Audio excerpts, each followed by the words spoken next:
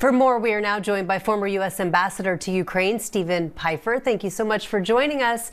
Special Envoy Steve Witkoff and President Trump's son-in-law, Jared Kushner, are in Moscow trying to broker a peace deal to end the war in Ukraine. Russian President Vladimir Putin also seated at the table. So I want to ask you, what are the challenges that Witkoff and Kushner face with getting Putin to agree to the terms of this peace deal? Well, I think there are some very big challenges because the positions of the Ukrainians and the Russians are very far apart. The meeting in the Kremlin lasted almost 5 hours, but Yuri Uzhakov, who was in the meeting, he's Putin's foreign policy advisor. I actually worked with him years ago when he was the Russian ambassador to the United States. Uzhakov said that there was no compromise reached. He did say that some ideas put forward by the American side were acceptable, others were not. He declined to go into any detail about issues that were discussed, but said contacts would continue. But the real question here is, has there been any movement in the Russian position towards compromise, which we've not seen in 3.5 years? And right before Putin met with those U.S. officials for, you said, 5.5 hours, he made threatening remarks towards Europe, saying Russia doesn't want a war, but if Europe starts one, Russia is ready. Why would he deliver this kind of message before these high-level peace talks? Well, he did that when and I think there's a very obvious attempt by the Kremlin to drive a wedge between the United States and Europe.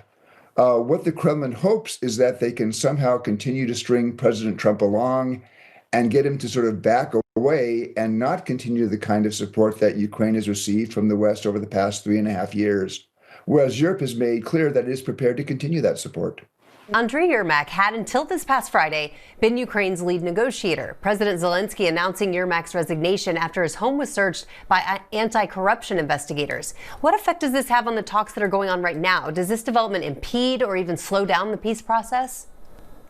I don't believe it does, because there were other participants. For example, the Secretary of the National Security and Defense Council, Umerov, has been taking part in the talks.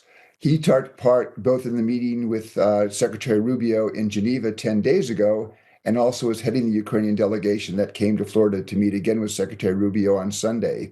So I don't think that change in the leadership of the Ukrainian delegation is going to cause a substantive change in Ukraine's approach. What do you think happens next? Are we any closer to peace between these two?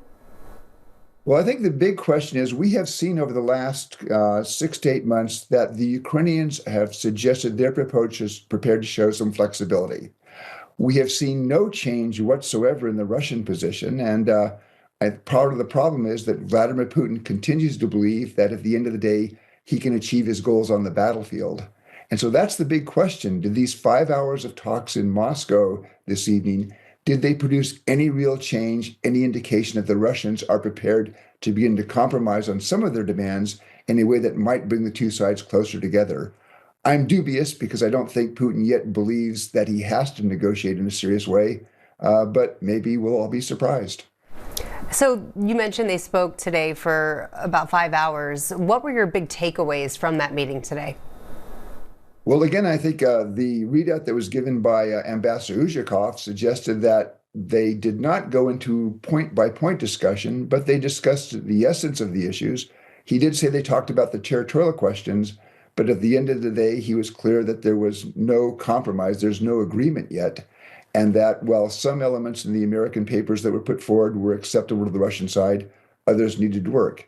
And my guess is that those other issues that still need work are very difficult issues, such as the territorial question, how much, if any, Ukrainian territory might Russia occupy, and then the question of what kind of security guarantees Ukraine would receive, because Ukrainians, I think, have been very clear at the end of the day that they want a settlement that is durable. They don't want a settlement now and then find in 3 or 4 years after Russia has rebuilt its military, they're back at war again.